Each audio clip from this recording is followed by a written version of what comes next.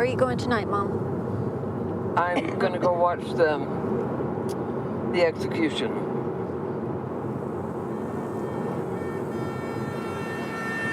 You know, I wouldn't be worried about her if it was lethal injection. I would be. Still? Because that's just nothing. That's just like going to sleep. Yeah, but you still know somebody's dying. There are 22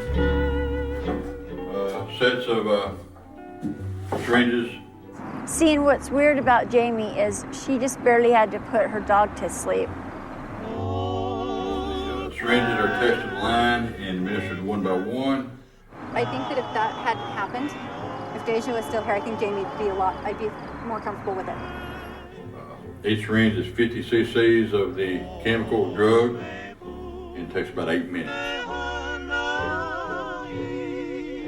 We call them monsters, garbage, scum, filth, vermin, trash.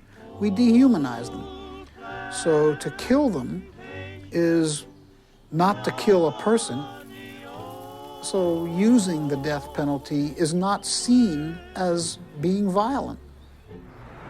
Recent changes to the law will very probably mean that this will be the last ever firing squad execution in the United States. It has been one that has been done with absolute dignity and reverence for human life.